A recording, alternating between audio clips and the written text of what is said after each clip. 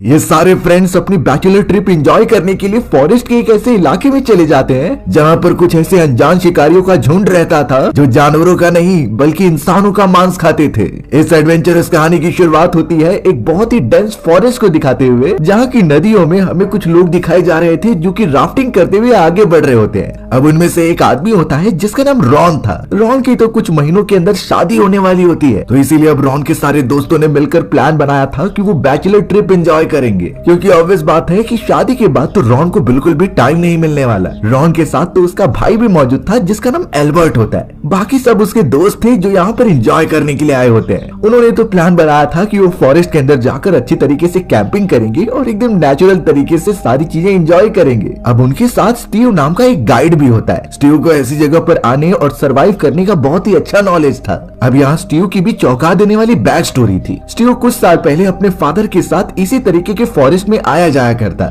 लेकिन इसी तरीके से एक बीहड़ वाले इलाके में ट्रैवल करते टाइम उसके फादर की मृत्यु हो गई। अब वो कैसे हुआ और किसने किया स्टीव को बिल्कुल भी समझा नहीं था, लेकिन उसके बाद स्टीव ने ये काम छोड़ा नहीं, बल्कि उसने इस काम को प्रोफेशन बना लिया और इसी तरीके से कई सारे टूरिस्ट की हेल्प करता है ताकि वो इस जगह की पूरी नॉलेज अपने पास रखे। अब वो सारे फ्रेंड्स राफ्टिंग करते हुए एक किनारे पर पहुंच जाते हैं। उस जगह से जमीन पर आते हुए स्टीव ने एक और बात बताई कि ये पूरा प्लेस जो तुम देख रहे हो ये काफी ज्यादा बदनाम है अपने खतरनाक चीजों के लिए। न्यूज में ये बात बहुत ज्यादा फैली है कि यहाँ कई सारे लोग मारे गए हैं और अभी तक उनका कोई रीजन पता नहीं चला कि ये कौन कर रहा है। अब तक उन सारे लोगों के मरने की संख्या 100 के ऊपर हो चुकी है। इस बात से बाकी लोग तो एकदम सोच में पड़ गए कि वो भी तो उसी जगह पर जा रहे हैं, लेकिन स्टीव ने उन्हें भरोसा दिलाया कि वो इस जगह पर बहुत बार आ जा चुका है, तो उसे हर एक चीजें पता है और हमें कुछ भी नहीं होगा। अब यहाँ उन्हें ठंडी लग रही थी तो वो किनारे पर बैठ गए अपने कपड़े निकाल कर। वो सब एक दूसरे से बात कर ही रहे थे, तभी अचानक फॉरेस्ट में से किसी के बंदूक चलाने की आवाज आई। ये आवाज सुनकर सभी एकदम चौंक गए कि ये क्या है। तब जाकर स्टीव उन्हें कंफर्टेबल कराता है कि जरूर ये कोई शिकारी होगा और वो यहाँ पर शिकार करने आया होगा जानवरों का। हमें इस बात की कोई टेंशन नहीं लेनी है और अपने ट्रिप को एंजॉय करना है। अब यहाँ स्टीव की बातों को सभी लोग मानने लगे थे क्योंकि उसे ही यहाँ का पता है, पर थोड़ी देर में सभी इतने मुसीबत में पड़ने वाले हैं कि वो सोच भी नहीं सकते। उन्हें आए हुए यहाँ पर एक दिन से ज्यादा हो चुके थे, इसीलिए फिलहाल वो अपनी कार के पास जाने का डिसाइड करते हैं। ट्रेवल करते हुए रॉन का भाई एल्बर्ट थोड़ा सा डर रहा था, लेकिन रॉन उसे समझाता है कि हम सभी साथ हैं तो कोई कुछ भी नहीं कर सकता। अब यहाँ पेड़ के नीचे उन्हें एक छोटा सा खिलौना मिला। ये एक डॉल थी जिसे किसने यहाँ पर रख दिया था। अब उन्हें नहीं समझता कि किसी बच्चों की छोटी डॉल यहाँ पर कौन रख के जा सकता है, फिर भी वो उन्हें उठाकर वापस अपनी कार की तरफ बढ़ते हैं। अब यहाँ ट्रेवल करते हुए सामने की तरफ उनकी कार दिखाई दे रही थी जो एक ओपन एरिया में पार्क की होती है। सिंपली उन्हें वहाँ पर जाकर बैठना था और यहाँ से निकल जाना था, लेकिन तभी एक और गोली चलने की आवाज आई। सभी लोग सोच रहे थे कि ये वही शिकारी है जो जानवरों को पकड़ रहा है, लेकिन इस बार जो गोली चली थी वो सीधा उनके एक साथी विंसेंट के हाथ पर लग गई। अच्छी बात हुई कि विंसेंट को वो गोली साइड से छू कर गई, इसलिए उसके हाथ पर ज्यादा चोट नहीं लगी थी। सभी लोग जल्द से जल्द कार के पीछे चले जाते हैं विंसेंट का ट्रीटमेंट करने के लिए। वो सब समझ गए थे कि ये शिकारी जानवर का शिकार नहीं कर रहा है, बल्कि उन सभी पर हमला करने का ट्राई कर रहा है। वो सब तो उसे रुकने के लिए कहते हैं, लेकिन लग नहीं रहा था कि शिकारी मारने वाला है। उसके तो हर वक्त नजर उन लोगों पर है कि वो क्या करना चाहते हैं। प्रॉब्लम की बात ये थी कि कार के टायर भी पंक्चर्स हो चुके थे और यह हो सकता है कि उसे शिकारी ने किया हो। जल्द से जल्द विंसेंट के घाव पर पट्टियां बांधी जाती हैं और वो सोच रहे थे कि कार लेकर यहाँ से चले जाए, पर तभी एक और गोली चलती है जो सीधा आकर उनके कार में लग गई। इससे वो सब इतना तो समझ गए थे कि चाहे कुछ भी हो जाए ये शिकारी उन्हें जाने नहीं देने वाला, और जो पहली बार स्नाइपर फायर की गई थी वो शायद उनके लिए ही होती है, ना कि किसी जानवर के लिए। यानी अब वो सब एक तरीके से फंस चुके हैं उस स्नाइपर के बीच, और अगर जरा सी भी गलती हुई तो शायद वो शिकारी उन्हें मार देगा। वो सब तो चिल्ला चिल्ला कर शिकारी को बोल रहे थे कि तुम हमें क्यों मार रहे हो, लेकिन दूसरी तरफ से कुछ रिप्लाई नहीं आता। उस जगह पर जितने भी रॉन के साथी मौजूद थे सबके सब डर चुके होते हैं। उन्हें कैसे भी वहाँ से निकलना था, लेकिन उनके सामने स्नाइपर है। अगर जरा सी भी गलती हुई तो वो शिकारी उन्हें मार सकता है, लेकिन फिर भी यहाँ रॉन का भाई एल्बर्ट उन्हें समझाता है कि हमें फॉरेस्ट के अंदर भागना चाहिए। इस खुली जगह पर हम कभी भी स्पॉट किए जा सकते हैं। एल्बर्ट की ये बात सभी को अच्छी लगती है, इसीलिए वो लोग भागते हुए फॉरेस्ट में चले गए, लेकिन जो शिकारी उन पर हमला कर रहा था वो बिल्कुल भी रिएक्ट नहीं करता। जैसे लगता है कि वो सच में चाहता है कि ये सभी लोग फॉरेस्ट में चले जाएं। इससे वो सभी उसके नजर में रहेंगे। अब यहाँ भागते हुए रॉन का मोबाइल फोन नीचे गिर जाता है। अब यहाँ बाकी लोगों के पास उनका मोबाइल फोन नहीं था क्योंकि उन्होंने कार के अंदर रख दिया होता है, तो इसीलिए रॉन और स्टीव ने कैसे भी करके उसके मोबाइल फोन को लिया और वहाँ से भागने लगे। उन्हें लग रहा था कि वो मोबाइल फोन से डायरेक्शन ढूंढ लेंगे या फिर किसी से कांटेक्ट कर लेंगे, लेकिन ये सारी चीजें भी नाकामयाब हो जाती हैं क्योंकि उनके मोबाइल फोन में ना तो नेटवर्क था और ना ही जीपीएस सिस्टम काम कर रहा होता है। यानी वो पूरी तरीके से फॉरेस्ट के बीचों बीच स्नाइपर के चारों तरफ फंस चुके थे। पता नहीं वो शिकारी कहाँ पर है और किसे मारेगा। पर अब रॉन और एल्बर्ट को याद आता है कि उसने मोबाइल फोन में एक वीडियो निकाला था। ये तब की होती है जब वो इस प्लेस पर आ रहे थे और उस वीडियो में ये सारी चीजें इंक्लूडेड है जो इस जगह से दूर लेकर जाती है। रॉन और एल्बर्ट ने ये चीजें स्टीव को दिखाई ताकि वो ये चीजें समझकर उन्हें वहाँ पर लेकर जा सके। स्टीव ने उन लोगों को अच्छी तरीके से देखा और अब वो भागने लगे दूसरी तरफ। अब यहाँ रास्ते में अचानक एल्बर्ट का पैर एक गड्ढे में गिर जाता है। इससे उसे थोड़ी सी चोट लगी थी और पैर में थोड़ी सी सूजन आ गई होती है। अब यहाँ एल्बर्ट का भाई रॉन ये चीजें गौर से देख रहा था क्योंकि उसे ये मोमेंट वापस याद आ रहा होता है। सेम ऐसा ही हुआ था कुछ महीनों पहले जब वो अपनी फियांसे लीना के साथ बीच पर मौजूद था। लीना को भी इसी तरीके से पैर पर चोट लगी थी और वो चल नहीं पा रही थी। अब रॉन को ऐसा सेम विजन अपने भाई के साथ कैसे होता हुआ दिखाई दे रहा है, ये सोच सोचकर उसका दिमाग फटने लगा था। पर फिलहाल वो फोकस करते हैं कि वो कैसे भी यहाँ से निकल जाए। आइडिया नहीं कि आखिरकार शिकारी कहाँ पर हो सकता है। वो सभी आखिरकार ट्रेवल करते हुए एक ग्रेव के पास पहुंच जाते हैं। उस जगह पर एकदम ताजे फ्लावर्स रखे गए थे जैसे अभी अभी किसी का फ्यूनरल किया गया हो। पर इतने सुनसान फॉरेस्ट में आखिर ये कौन कर सकता है उन्हें नहीं समझता। अब यहाँ थोड़ी देर तक चलने के बाद उन्हें एक लेक दिखाई देती है। जैसे ही वो लेक के पास गए तो उस जगह पर एक लेडी भी खड़ी थी। बाकी दोस्तों को लगा कि आखिरकार वो बच गए हैं, वो इस लेडी से मदद मांग लेंगे और यहाँ से निकल जाएंगे। पर यहाँ सच्चाई तो कुछ और ही थी। अब यहाँ रॉन का एक साथी जिसका नाम लिन होता है वो कैसे भी करके उस लेडी के पास जाने लगा मदद मांगने के लिए, लेकिन अगले ही मोमेंट में वो लेडी बंदूक उठाती है और सीधा शूट कर देती है लिन के सर पर। लिन बेचारा वहीं गिरकर मारा गया। बाकी लोग ये देखकर एकदम स्तब्ध रह जाते हैं और डर के मारे वहां से जल्दी भागने लगते हैं। किसी को ये एक्सपेक्टेशन नहीं थी कि जो शिकारी उन्हें तब से परेशान कर रहा है वो एक लेडी है और अभी अभी उसने उनके दोस्त को मार दिया है। रॉन तो अपने भाई एल्बर्ट, स्टीव और विंसेंट के साथ पेड़ के पीछे जाकर छुप गया। उनके चेहरे पर घबराहट और डर साफ साफ दिखाई दे रहा था। वो अनजान सी लेडी शिकारी तुरंत ही लिन के पास आती है और चेक करती है कि वो मर गया कि नहीं। पता नहीं अब ये उसके बॉडी के साथ क्या करेगी। पर अब बारी है रॉन और उसके बाकी दोस्तों की जो फॉरेस्ट में लगातार भागते जा रहे हैं। वो सभी तो एक साथ छोटे से गड्ढे में आकर छुप गए थे जिसमें कि एल्बर्ट तुरंत ही कहता है कि हमें अगर बचना है तो एक साथ नहीं बल्कि अलग अलग होकर भागना होगा। इस तरीके से अगर कोई बचकर बाहर निकल भी गया तो वो बाकियों के लिए मदद ला सकता था। अब यहाँ एल्बर्ट ये सारी चीजें इसीलिए कह रहा होता है क्योंकि उसके पैर पर बहुत चोट लगी थी और उसे पता था कि इसका इलाज अगर नहीं किया गया तो उसके पैर में इन्फेक्शन हो जाएगा। पर यहाँ विंसेंट बहुत ही ज्यादा डरा हुआ था। उसे ये पता होता है कि अगर वो सब अलग हुए तो मारे जाएंगे। उन सभी में लगातार डिस्कशन चलती रहती है इन्हीं चीजों के ऊपर। लेकिन यहाँ रॉन तो बार बार अपने ही ख्यालों में खो जाता है और वो देख पा रहा था अपनी फियांसे को जब उसके पैर में चोट लगी थी और वो रूम के अंदर थे। रॉन उसका फर्स्ट एड तो कर रहा होता है लेकिन लीना बहुत अजीब तरीके से उसे देख रही थी। वो तो रॉन से प्रॉमिस कराती है कि वो उसका साथ कभी नहीं छोड़ेगा। रॉन ने भी डायरेक्ट कह दिया कि वो उसके साथ हमेशा ही रहेगा। अब यहाँ फॉरेस्ट में रॉन के सभी लोग भागते हुए एक ऐसे प्लेस पर आ गए जहाँ पर उन्हें एक बड़ा सा घर दिखाई देता है जो फॉरेस्ट के बीचों बीच था। अब उस घर को देखते हुए उन्हें थोड़ा सुकून मिला और इसीलिए सभी लोग अंदर चले जाते हैं। वहाँ पर तो एक रिसेप्शनिस्ट मौजूद थी, इसीलिए वो लोग उससे बात करने लगे कि हमें हेल्प के लिए कॉल करना है। रिसेप्शनिस्ट साफ कहने लगी कि यहाँ नेटवर्क न आने की वजह से तुम्हें टेलीफोन से ही कॉल करना होगा। वो सब तुरंत ही 911 डायल करने लगे ताकि मदद के लिए बुलाया जा सके, लेकिन कॉल कनेक्ट होता और वो सभी पुलिस ऑफिसर्स को बता पाते इससे पहले ही एक गन शॉट की आवाज आती है। वो गोली सीधा आकर उस रिसेप्शनिस्ट को लग जाती है जो वहीं पर गिरकर मर गई। इस बात से बाकी लोग एकदम चौंक गए और नीचे जाकर छुप जाते हैं। यानी ये बात साफ थी कि वो फीमेल शिकारी यहाँ पर पहुंच चुकी है। शायद वो उन सभी की हर एक चीजों के ऊपर नजर रखी हुई है और उन्हें जब तक मार नहीं लेगी उन्हें यहाँ से जाने नहीं देगी। सभी लोग नीचे बैठ गए थे अपनी जान बचाकर क्योंकि सामने की तरफ ही वो शिकारी लेडी थी। उसके हाथ में गन होता है और शायद वो उनके ऊपर कभी भी फायर कर सकती है। अब गोली लगने के बाद रिसेप्शनिस्ट तो मर गई थी लेकिन रॉन की नजर जाती है अपने फ्रेंड विंसेंट की तरफ। बेचारे विंसेंट को वही सेम गोली आकर लगी थी और वो नीचे गिर गया था। यानी इससे पता चलता है कि उस स्नाइपर का निशाना कितना तेज है। वो एक ही बुलेट से 2 लोगों को घायल कर सकती है। अब यहाँ विंसेंट बेचारा मदद मांग रहा था लेकिन रॉन उसे हाथ पकड़ के दिलासा देता है। स्टीव और एल्बर्ट तो यही बोल रहे थे कि उन्हें पीछे वाले रास्ते से निकल जाना चाहिए। अगर वो शिकारी लेडी अंदर घुस गई तो उनका बचना नामुमकिन होगा। पर यहाँ रॉन बेचारे अपने दोस्त को ऐसे कैसे छोड़कर जा सकता है। उसने डिसाइड किया कि चाहे कुछ भी हो वो विंसेंट को नहीं छोड़कर जाएगा। लेकिन अगले ही मोमेंट मोमेंट में एक और गोली चलती है। ये गोली सीधा आकर विंसेंट के सर में लगी और वो वहीं पर मर गया। बेचारा विंसेंट पहले से ही घायल था और अब वो उसकी जान भी चली गई है। यानी अब ये बात साफ है कि रॉन विंसेंट को छोड़कर जा सकता है अपने बाकी साथियों के साथ। अब यहाँ पर तो वो सिर्फ 3 ही लोग बचे हुए हैं, तो कैसे भी वो पीछे वाले रास्ते पर जाते हैं और फॉरेस्ट वाले इलाके में अंदर की तरफ जाने लगते हैं। एल्बर्ट और स्टीव के पैर पर तो बहुत ज्यादा चोट भी लगी थी, इसीलिए उन्हें चलने में प्रॉब्लम भी हो रही होती है, बट दोनों एक दूसरे को सहारा देकर आगे बढ़ते चले गए, ये होप लगाकर कि आगे की तरफ उन्हें बाहर निकलने का कोई रास्ता मिलेगा।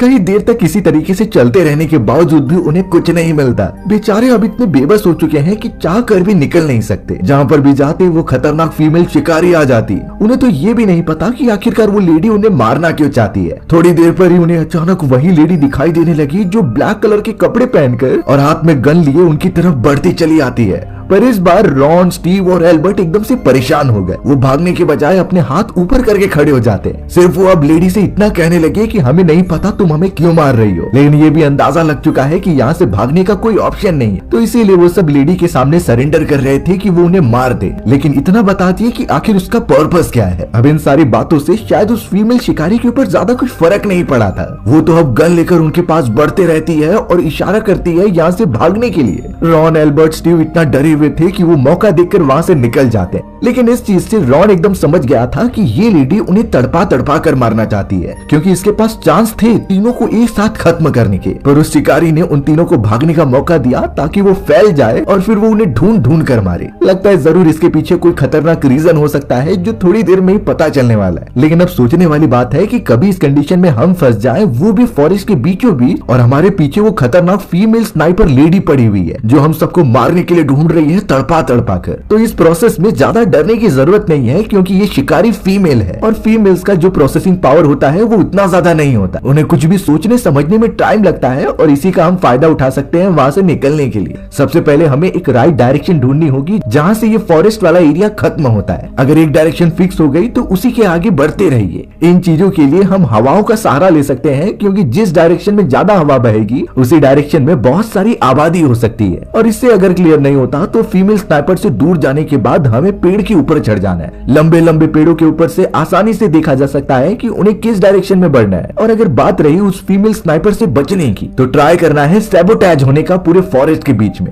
ऐसे घास और कई सारे फूल पत्ते आते हैं जिसे अपने बॉडी पर अच्छी तरीके से ढकने पर आप किसी को दिखाई नहीं दोगे। सेम ऐसा ही जैसा कि गिरगिट अपना रंग बदलते हैं शिकारी के आने के कारण। ये बात साफ है कि वो लेडी यहाँ पर कई सालों से रह रही है, तो उसे अपने शिकार को ढूंढने का अच्छा खासा नॉलेज हो सकता है। इसीलिए अच्छा ऑप्शन ये होगा कि सबसे पहले हम अपनी बॉडी पर मिट्टी लगा ले और फिर उसके बाद पेड़ पौधे ऊपर से डालें। इससे हमारे बॉडी की स्मेल भी चली जाएगी और हम आसानी से छुप भी सकते हैं। ये सारी चीजें मिलिट्री ऑफिसर्स भी अपनी जंग के दौरान यूज करते हैं और देखा जाए तो यही सबसे बेहतर तरकीब है अपने शिकारी से बचने के लिए। पर यहाँ एल्बर्ट, स्टीव और रॉन तो लगातार भागते ही जा रहे थे, पता नहीं वो बच भी पाएंगे कि नहीं। अब ये तीनों छुपते छुपाते हुए आगे बढ़ रहे थे, क्योंकि जरा सी भी गलती उस लेडी का ध्यान उनकी तरफ आकर्षित कर सकती है। वो फीमेल शिकारी तो अपनी स्नाइपर लेकर चारों तरफ घूम रही थी। ऐसा लग रहा था कि वो उनके साथ कोई खेल खेल रही है और इस बार उसे अगर ये तीनों दिखाई दे जाएंगे तो वो उन्हें शूट करके मार देगी। अब यहाँ रॉन, एल्बर्ट और स्टीव चोरी चुपके एक पत्थर के पीछे आ जाते हैं। उन्हें समझ गया था कि ये बहुत ही शातिर शिकारी है, तो इससे अगर निपटना है तो हमें भी शातिर तरीके से काम करना होगा। एक समय पर वो देख पा रहे थे कि जिस पत्थर के पीछे वो छुपे हुए हैं वो फीमेल शिकारी उनसे ज्यादा दूर नहीं है, तो अगर वो सब चाहे तो एक साथ मिलकर उस लेडी पर हमला कर सकते हैं और उन्हें मार सकते हैं। लेकिन कहीं न कहीं रॉन इसके लिए मना कर रहा था, क्योंकि ये खतरनाक हो सकता है। अगर वो सब जरा भी लेट हुई तो उनमें से कोई भी मारा जा सकता था। रॉन तो कैसे भी अपने और अपने भाई को मरने तो नहीं दे सकता, इसीलिए अब रॉन ने एक तरकीब निकाली और उसने यहाँ से भागने का ही प्लान बनाया। वो कैसे भी एक लकड़ी का टुकड़ा उठाता है और उसे दूसरी तरफ फेंक देता है। शिकारी लेडी उस मोमेंट को सेंस कर लेती है और उस लकड़ी के टुकड़े के पास जाने लगती है, यानी उसका ध्यान यहाँ से पूरी तरीके से भटक चुका था। इसी मौके का फायदा उठाकर वो तीनों वहाँ से निकल जाते हैं। वो शुक्र मना रहे थे कि उनके और फीमेल शिकारी के बीच काफी डिस्टेंस हो चुका है, यानी वो थोड़ी चैन की सांस ले सकते हैं और यहाँ पर आराम कर सकते हैं। अब यहाँ कई घंटों तक ट्रैवल करते हुए वो एक खुले वाले एरिया में आ गए उस जगह पर तो छोटे छोटे घर बनाए गए थे और बच्चों के लिए झूले भी होते हैं। वहाँ पर जाने पर थोड़ा एक्सप्लोर करने के बाद ये पता चल रहा था कि इस जगह पर कुछ फैमिलीज रहा करती थी, लेकिन वो पूरी जगह अब एकदम सुनसान इलाका हो चुकी है। ना वहाँ पर बच्चे हैं और ना ही कोई लोग, ना ही वो लोग किसी से मदद मांग पा रहे थे और ना ही इस जगह पर आने से पहले उन्होंने किसी को इन्फॉर्म किया था। यानी टोटली वो हर तरीके से फंस चुके हैं। हमें पता चला था कि स्टीव की भी पैर पर चोट लगी थी उस जगह से भागते दौरान। उसकी चोट तो एल्बर्ट से काफी ज्यादा बड़ी होती है। लग रहा था कि बेचारे स्टीव का पैर ही टूट चुका है। स्टीव अब बहुत ही ज्यादा गुस्से में ये कह रहा होता है कि हम सब एक साथ मिलकर उस लेडी को जाकर मार देते हैं, लेकिन रॉन और एल्बर्ट उसे समझा रहे थे कि हमें शांति से काम लेना होगा।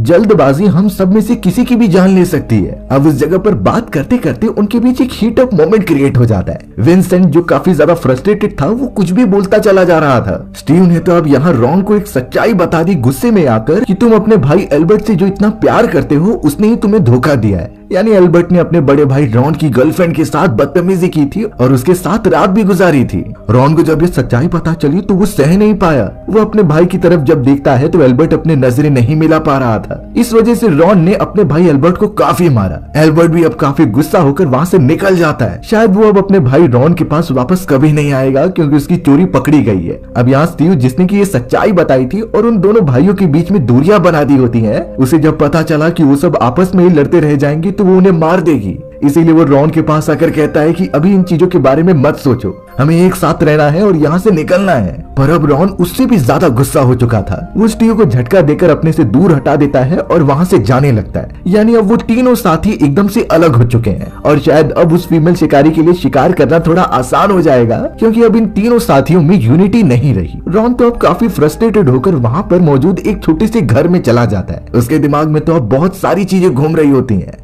अब यहाँ रॉन जल्द से जल्द उस अनजान घर में जाकर थोड़ी छानबीन करने लगता है। उसे थोड़ी डिटेल निकाली थी कि इतनी फॉरेस्ट के बीचों बीच ये सुनसान घर किसके हैं और अगर कोई भी उन्हें रहता हुआ मिल गया तो वो उनसे मदद मांग सकता था बाहर जाने के लिए। लेकिन यहाँ पर रॉन जब घर के अंदर घूमता रहता है तो उसे कई सारी अजीब चीजें दिखाई दी। जैसे कि उसे पता चला कि जो फीमेल शिकारी उन्हें मारने की कोशिश कर रही है उसकी तो एक बेटी भी थी और वो यहीं पर उसके साथ रहा करती। यानी इनडायरेक्टली रॉन उसी शिकारी के घर में आ चुका है और हो सकता है कि कभी भी वो शिकारी यहाँ पहुँचती ही होगी। अब रॉन के पास चांस था कि वो वहाँ से भाग जाए, लेकिन वो थोड़ी और इन्फॉर्मेशन निकालने के लिए वहाँ पर रुक जाता है क्योंकि उस शिकारी से बचना तो ऑलमोस्ट नामुमकिन लग रहा था। अब थोड़ा एक्सप्लोर करते हुए वो एक आर्टिकल तक पहुँचा जहाँ पर वो शिकारी जिसका नाम एमा था उसकी एक छोटी बच्ची होती है, लेकिन न्यूज़पेपर में ये साफ छपा था कि उसकी बेटी को मार दिया गया। ये कुछ हाइकर्स और टूरिस्ट का काम था जो इस फॉरेस्ट में चले आए थे और फिर बेरहमी तरीके से एमा की बेटी को मार दिया। अब यहाँ कहीं न कहीं रॉन समझ चुका था कि वो फीमेल शिकारी उन्हीं को मारने की ट्राई कर रही है। इनफैक्ट हो सकता है कि अपनी बेटी की मौत के बाद वो बदला लेने का ट्राई कर रही है हर उस इंसान से जो यहाँ पर ट्रेवल करने आता है और टूरिस्ट बनकर आता है। इसीलिए एमा बिल्कुल भी उनसे पूछताछ नहीं करती और सीधा उन्हें मार देती है। अपनी छोटी बच्ची को सामने मरते हुए देखना कितना दुखद होगा ये एमा ही समझ सकती है। रॉन भी इस मोमेंट पर थोड़ा इमोशनल हो गया था और वो सब कुछ सोच पा रहा होता है कि एमा के ऊपर क्या बीत रही होगी। साइड में अब यहाँ एक लैपटॉप रखा हुआ था जिसमें कुछ फुटेजेस होती हैं। रॉन वहाँ से जाने के बजाय उन फुटेजेस को अच्छे से देखने लगा जिसमें ये सब रिकॉर्डिंग थी जो एमा अपने कैमरे से कर रही होती है। ये तब का मोमेंट था जब उसकी बेटी की जान जाने वाली थी। कुछ हंटर्स या फिर टूरिस्ट का ग्रुप काफी ज्यादा ड्रंक थे। वो वहाँ पर नदी के किनारे पहुँच गए जहाँ एमा अपनी बेटी के साथ एंजॉय कर रही थी। एमा के हस्बैंड के मरने के बाद उनकी सिटी में रहना पॉसिबल नहीं था, तो इसीलिए वो अपनी बेटी और अपना जिंदगी गुजारने के लिए उसे यहाँ पर लेकर आ गई। लेकिन उस दिन ऐसी चीज हुई जिसने एमा की पूरी जिंदगी ही बदल दी थी। उन सारे ड्रंक टूरिस्ट ने बहुत ही बदतमीजी करना स्टार्ट कर दिया एमा के साथ। उन सभी के हाथ में राइफल मौजूद थी और जब एमा उन सभी को रोकने की कोशिश करती है तो उनमें हाथापाई होना स्टार्ट हो गई थी और इसी हिटअप मोमेंट में उन टूरिस्ट से वो गलती से गन दब गया और सीधा जाकर एमा की बेटी को लगा। एमा की बेटी वहीं की वहीं मर गई उसकी आंखों के सामने। बेचारी एमा कुछ नहीं कर पाई अपनी बेटी को मरते हुए देखकर, और शायद तब से ही एमा ने डिसाइड किया है कि वो यहाँ पर आने वाले हर एक टूरिस्ट को जान से मार देगी। ये तब तक चलता रहेगा जब तक उसका मन नहीं भर जाता और वो सोच नहीं लेती कि उसकी बेटी का बदला पूरा हो चुका है। रॉन अब यहाँ पर सब कुछ समझ चुका था। उस घर के अंदर कई सारे खिलौने रखे होते हैं जो ऑब्वियस बात है कि एमा की बेटी के थे, और जो खिलौने उन्हें फॉरेस्ट में आते टाइम मिले थे वो भी उसी के थे। उस समय अगर सब कुछ समझ कर वो वापस लौट गए होते तो शायद आज उनका ये हाल नहीं होता। लेकिन अब क्लियर है कि वो एमा पहले जैसी नहीं रह गई। हालात ने उसे इतना खतरनाक शिकारी बना दिया है कि उसके सामने कोई भी नहीं टिक सकता। जब तक वो सभी को मार नहीं लेगी उसे चैन नहीं मिलेगा। रॉन अब ट्राई कर रहा था कि इसका सोल्यूशन वो कैसे ढूंढेगा। वो उसी घर के अंदर घूमता रहा कुछ ऐसे क्लूज का पता करने के लिए जो कि एमा की कमजोरी हो, क्योंकि इस तरीके से तो उसे मारा नहीं जा सकता। अब यहाँ हमें दूसरी तरफ एल्बर्ट दिखाया जाता है जो कि बहुत घायल हो चुका था। उसका पैर अभी तक ठीक नहीं हुआ, लेकिन उसने खुद डिसाइड कर लिया होता है कि वो अकेला ही बाहर निकलेगा। वो भले ही एक रोड वाले रास्ते पर था, पर ये पूरी तरीके से खुला होता है जो किसी भी शिकारी को देखने में आसान होता था। थोड़ी देर बाद तुरंत ही एक गोली चलती है जो सीधा एल्बर्ट के पैर पर जाकर लगी। बेचारा एल्बर्ट को इतना पेन हो रहा था कि वो ठीक से चल भी नहीं पाता, और अब उसे पता चल चुका है कि वो फीमेल शिकारी यहीं कहीं आ चुकी है। गोली की आवाज सुनकर तो रॉन और स्टीव भी समझ जाते हैं कि कहीं न कहीं एल्बर्ट खतरे में है, इसीलिए वो दोनों भी जल्द से जल्द ट्राई करने लगे कि वो उसके पास पहुंचकर बचा लेंगे। रॉन बहुत ज्यादा टेंशन में था क्योंकि एल्बर्ट का अभी अभी उससे झगड़ा हुआ है और वो नहीं चाहता कि इस झगड़े के बाद उसका भाई मारा जाए। लेकिन जब तक रॉन और स्टीव उस जगह पर पहुंचते हैं, वो फीमेल शिकारी यानी कि एमा एल्बर्ट की एकदम ठीक सामने थी। उसके हाथ में गन होती है और उसने एक और गोली मार दी एल्बर्ट को। एल्बर्ट लेट गया था जमीन पर और उससे भीख मांग रहा था कि उसे छोड़ दो, लेकिन एमा के चेहरे पर कोई भी रहम वाली चीज दिखाई नहीं दे रही थी। उसके चेहरे पर तो सिर्फ बदले की आग थी जो उसकी बेटी के लिए है। रॉन और स्टीव वहाँ से थोड़ी ऊंचाई पर थे और जैसे ही वो जाते हैं तभी एमा ने तुरंत ही उसे शूट करके एल्बर्ट को वहीं मार दिया। रॉन जोर से चिल्लाता है अपने भाई के लिए, लेकिन वो कुछ कर नहीं सकते थे। अब यहाँ आवाज करने पर तो एमा ने उन दोनों को भी स्पॉट कर लिया था, इसीलिए वो जल्द से जल्द एक स्नाइपर फायर करती है जो सीधा स्टीव के कंधे पर जाकर लगा। स्टीव भी अब बहुत घायल हो जाता है और वहीं बेहोश हो जाता है, लेकिन रॉन को पता था कि एक जगह पर रुकना मतलब मौत को बुलावा देना है, इसीलिए वो अनकॉन्शियस पड़े हुए स्टीव को अपने कंधे पर उठाता है और उसे आगे लेकर बढ़ने लगता है। एमा भी अब उन दोनों का पीछा करते जा रही थी और उसे पता था कि ये लोग फॉरेस्ट से बाहर नहीं निकल सकते। कई देर तक रॉन उसे लेकर चलता ही रहा, पर स्टीव अब एकदम से बेहोश हो चुका था। वो तो उठ ही नहीं रहा होता और लग रहा होता है कि मर जाएगा, लेकिन रॉन उसे उठाकर कैसे भी पथरीले वाले इलाके पर लाता है और उस जगह पर उन दोनों को छुपाने का ट्राई करता है। रॉन तो अब स्टीव के मोबाइल फोन से ट्राई कर रहा था कि नेटवर्क मिल जाए और वो दूसरे से कांटेक्ट कर ले, लेकिन उस फॉरेस्ट में कहीं भी नेटवर्क का नामो निशान तक नहीं था। अब हर जगह पर ट्राई करने के बाद रॉन काफी परेशान हो गया क्योंकि एमा कभी भी उनके पास आकर उन्हें मार सकती है। लेकिन अचानक रॉन ने स्टीव के मोबाइल में अपनी होने वाली वाइफ यानी कि लीना का मैसेज देखा। तुरंत ही उन सारे मैसेजेस को चेक करने लग जाता है और फोटोज भी देखता है। उसमें साफ दिखाई दे रहा था कि कैसे रॉन की होने वाली वाइफ लीना और स्टीव एक साथ हैं और वो एक दूसरे के बहुत ही ज्यादा क्लोज आ चुके हैं। स्टीव भी अब होश में होता है और रॉन को याद आया कि जब वो अपने काम से बाहर जा रहा था तो स्टीव उसके घर पर आया होता है। शायद तब से ही स्टीव और रॉन की वाइफ लीना का अफेयर चालू हो चुका था। रॉन को बहुत ही ज्यादा गुस्सा आता है। पहले उसके भाई ने उसे धोखा दिया, फिर अब यहाँ स्टीव भी उसे छोड़ नहीं रहा है। रॉन तुरंत स्टीव के पास जाकर ये पूछने लगता है और स्टीव ने साफ कह दिया कि ये सब तुम्हारी गर्लफ्रेंड ने मुझे करने के लिए कहा था। मैं उसके काम में हेल्प करने वाला था और उसके बदले वो मेरे साथ एंजॉय करेगी, यही डील हुई थी। रॉन अब इस बात से और ज्यादा फ्रस्ट्रेटेड हो गया और उसने स्टीव को मारकर वापस बेहोश कर दिया। अब तो उसका दिमाग पहले से और ज्यादा खराब हो चुका है। रॉन ने तो अब डिसाइड किया कि चाहे कुछ भी हो, अगर वो शिकारी लेडी उसके सामने आएगी तो वो भी चुप नहीं बैठेगा। वो भी पलटवार करके उसे मारने की कोशिश करेगा क्योंकि इसके अलावा और कोई भी ऑप्शन नहीं। वो एक पागल मदर है जो अपनी बेटी की मौत का बदला लेना चाहती है हर इंसान से जो यहाँ से गुजरने की भी कोशिश करेगा। अब रॉन ने ये नोटिस कर लिया था कि एमा ऊपर की तरफ जा रही है, यानी वो पहाड़ की ऊंचाई से देखकर उसके ऊपर फायर करने की कोशिश करेगी। इसीलिए अब रॉन भी ऊपर जाने का सोचता है। उसने सबसे पहले बेहोश पड़े हुए स्टीव को खींचकर एक कोने में रख दिया और एक चाकू भी अपने पास रख लिया होता है। लेकिन अब रॉन के दूसरे हाथों में वो छोटा सा खिलौना देख रहे थे जो एमा की बेटी का था। अब पता नहीं वो उससे क्या करेगा, लेकिन बात क्लियर थी कि वो खतरे में पड़ने वाले। रॉन एमा को नोटिस करते हुए ऊपर चलता जा रहा था और धीरे धीरे टॉप पर पहुंच जाते।